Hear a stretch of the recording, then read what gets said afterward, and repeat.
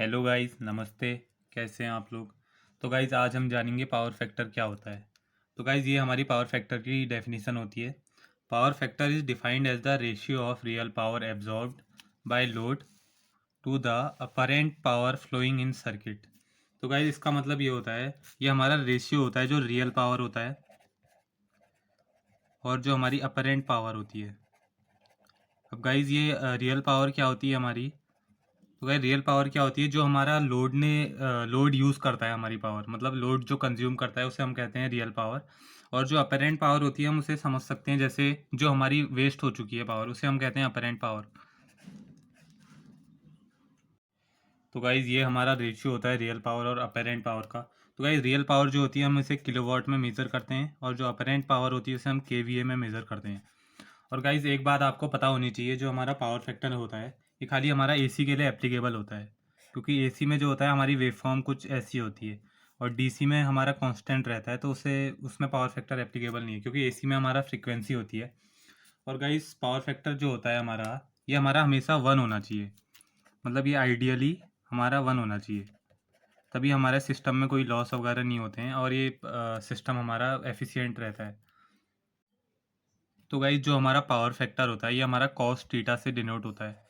जो हमारा थीटा होता है ये होता है हमारा एंगल बिटवीन वोल्टेज और करंट के बीच में जो एंगल होता है। मैं आपको अभी डिटेल में बताऊंगा इसके बारे में। तो गाइज पावर फैक्टर पढ़ने से पहले हमें ये पता होना चाहिए कि हमारी फ्रीक्वेंसी क्या होती है। अब गाइज आपको नहीं पता है तो मैं आपको बता देता हूँ। तो गाइज फ्रीक्वेंसी जो होता है हमारा बहुत ही सिंपल चीज़ है। तो गाइज फ्रीक्वेंसी हमारी जो भी होती है हमारी एसी के लिए ही होती है, एसी साइकिल, क्योंकि ये एसी की वेवफॉर्म कुछ ऐसे होती है, ये डीसी के लिए एप्लीकेबल नहीं होती। तो गाइज़ ये हमारी ऑल्टरनेटिंग करंट की वेवफॉर्म है। तो गाइज़ फ्रीक्वेंसी क्या होती है हमारी, जैसे ये वेवफॉर्म है तो इसमें ये एक इतनी सी हाफ साइकिल है और ये हाफ साइकिल है, तो ये एक दो हाफ साइकिल मिला के एक फुल साइकिल बनाते हैं। तो गाइज़ ये हमारी जो फुल साइकिल है ये कितने गिवन टाइम में कंप्लीट होती है, मतलब जैसे मैं आपको बताता हूँ। जैसे हमारे इंडिया की फ्रीक्वेंसी जो है 50 हर्ट्स है, फ्रीक्वेंसी हमारी हर्ट्स में नापी जाती है। तो जैसे हमारी इंडिया की फ्रीक्वेंसी 50 हर्ट्स है, इसका मतलब ये हुआ जो हमारी एसी साइकिल है, ऐसी 50 फुल साइकिल 1 सेकेंड में कंप्लीट कर लेता है हमारा जो एसी है।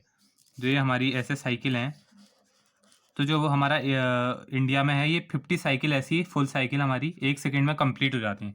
ये होता है हमारा फ्रीक्वेंसी। तो गाइज़ ये हमारा डायग्राम है एसी वोल्टेज और करंट का। तो गाइज़ ये हमारी वेवफॉर्म है वोल्टेज की और ये हमारी करंट की है। तो गाइज़ एसी वोल्टेज और करंट की वेवफॉर्म है, जैसे हमारा ये करंट और वोल्टेज हमारी अगर एक साथ क्रॉस कर रही है, जीरो, ये जीरो होता है हमारा। ये जो हमारी लाइन है ये जीरो होती है, ये जीरो पे अगर साथ में क्रॉस कर रही हैं, मतलब ये एक दूसरे से जीरो पे मिल ली हैं, तो ये हमारा ये यहाँ पे एंगल होता है जीरो। तो हमारा कैसे डिनोट करते थे हम? टीटा से डिनोट करते थे हम एंगल, कॉस टीटा से। तो गाइस कॉस थीटा मतलब थीटा हमारा जीरो है इस केस में, और इस केस में कॉस जीरो क्या होता है? 1। अब 1 क्या है हमारा? Ideal power factor. मैंने आपको पहले बताया था कि आइडियल पावर फैक्टर हमारा 1 होना चाहिए। अगर गाइज हमारी जो वोल्टेज और करंट की वेवफॉर्म है ये साथ में क्रॉस करती है जीरो पे, तो हमारा जो पावर फैक्टर है जो वो 1 है, मतलब ये हमारा अच्छा पावर फैक्टर कहते हैं हम इसे। तो गाइज हमारे इलेक्ट्रिकल सिस्टम में 3 टाइप्स के लोड होते हैं। पहला है हमारा रेजिस्टिव लोड, दूसरा है इंडक्टिव लोड और तीसरा है कैपेसिटिव लोड।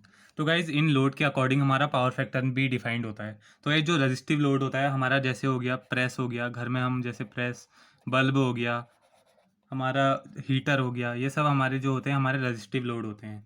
तो गाइस रेजिस्टिव लोड में क्या होता है, हमारा जो पावर फैक्टर है ये 1 होता है। 1 मतलब ये जो हमारी ये वेव फॉर्म है ये रेजिस्टिव लोड के लिए है, मतलब ये इसमें करंट और वोल्टेज एक साथ क्रॉस कर रहे हैं जीरो पे, तो थीटा एंगल बिटवीन वोल्टेज और करंट जीरो हो जाता है और ये 1 हो जाता है, कॉस जीरो की वैल्यू 1 होती है। तो गाइस इसमें पावर फैक्टर 1 होता है। तो गाइस दूसरा है हमारा इंडक्टिव लोड। तो गाइस इंडक्टिव लोड क्या होता है हमारा, जैसे मोटर हो गया, फैन हो गया, ड्रिलिंग मशीन हो गई, ग्राइंडर हो गया, और जो भी हम इंडस्ट्री में हमारी मशीन वगैरह यूज़ करते हैं, मोटर वगैरह यूज़ करते हैं।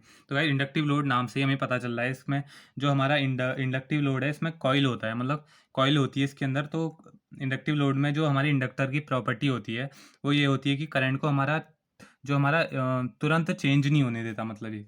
तो गाइस जो हमारा इंडक्टिव लोड है इसके लिए ये हमारी वेवफॉर्म होती है वोल्टेज और करंट की। इसमें क्या होता है, हमारा जो ये करंट की वेवफॉर्म है ये वोल्टेज से लैग करती है, मतलब करंट हमारा वोल्टेज से लैग करता है 90 डिग्री एंगल से। तो 90 डिग्री एंगल है इसमें लैग का, तो इसमें कॉस 90 की वैल्यू हमारी जीरो, तो इसमें पावर फैक्टर हमारा जीरो हो जाता है। तो गाइस तीसरा है हमारा कैपेसिटिव लोड।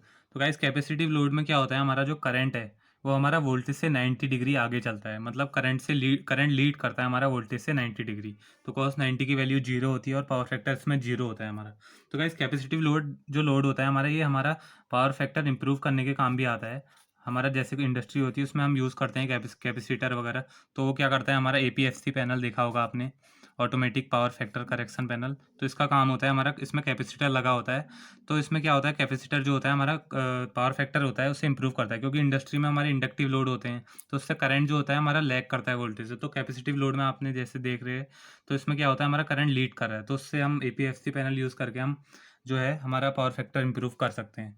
तो गाइज़ हमने ये लोड की बात कर ली है। तो गाइज़ हमारे जो लोड होते हैं इसके अकॉर्डिंग हमारे पावर फैक्टर भी क्लासीफाई होते हैं। तो गाइज़ जैसे हमारा रजिस्टिव लोड है, इसके लिए 1 रहता है, मतलब यूनिटी रहता है पावर फैक्टर। तो इससे हम बोलते हैं यूनिटी पावर फैक्टर। जब हमारा पावर फैक्टर 1 होता है तो उसे हम बोलते हैं यूनिटी पावर फैक्टर। अब अगर करंट जो है हमारा लैग करता है वोल्टेज से, तो पावर फैक्टर हमारा जो 90 डिग्री लैग होता है करंट, तो उसे हम बोलते हैं lagging power factor. Lagging power factor जो हमारे इंडक्टिव लोड के लिए हम देख सकते हैं। और तीसरा है हमारा लीडिंग पावर फैक्टर। तो गाइस लीडिंग पावर फैक्टर ये कैपेसिटी में जैसे करंट हमारा लीड कर रहा है वोल्टेज से, तो उसे हम बोलते हैं लीडिंग पावर फैक्टर। तो गाइस अब हम बात कर लेते हैं effect of low power factor, मतलब हमारा लो पावर फैक्टर होता है तो हमारा उसका इफेक्ट क्या होते हैं। तो गाइस अगर हमारा लो पावर फैक्टर है तो हमारे जो लॉस होते हैं सिस्टम में वो बढ़ जाएंगे, और हमारा जो इक्विपमेंट है वो ओवरलोड कंडीशन में आ जाएगा, मतलब ज़्यादा करंट लेने लग जाएगा, और केबल है हमारा वो ज़्यादा हीट होने लग जाएगा, और एफिशिएंसी हमारे सिस्टम की घट जाएगी। The good is the power factor, the less is the losses in system and more is the efficiency. तो गाइस जैसे हमारा पावर फैक्टर अगर अच्छा होगा तो हमारा जो लॉस होंगे वो कम हो जाएंगे सिस्टम में, और जो एफिशिएंसी हमारी इंक्रीज़ हो जाएगी। और गाइस मैंने आपको बताया था कि पावर फैक्टर इंप्रूव करने के लिए हम कैपेसिटर का यूज़ लेते हैं, क्योंकि उसमें लीडिंग होता है पावर फैक्टर, और हमारे इंडस्ट्री में जो है हमारे इंडक्टिव लोड यूज़ होते हैं, रन करते हैं, तो उसमें हम कैपेसिटर का यूज़ करके हमारे पावर फैक्टर को इंप्रूव कर सकते हैं। तो गाइस कैपेसिटर किस में कैसे यूज़ करते हैं, मतलब हमारा एपीएफसी पैनल होता है, automatic power factor correction panel, उसका हम यूज़ करके हमारे पावर फैक्टर को इम्प्रूव करते हैं। तो गाइज़ होप करता हूँ कि आपको आज की वीडियो पसंद आई होगी पावर फैक्टर के बारे में। तो गाइज़ अगर आपको कोई भी डाउट है तो आप मुझे कमेंट में पूछ सकते हैं, और गाइज़ अगर आपको ये वीडियो अच्छी लगी तो लाइक कर सकते हैं, कमेंट कर सकते हैं और सब्सक्राइब कर सकते हैं।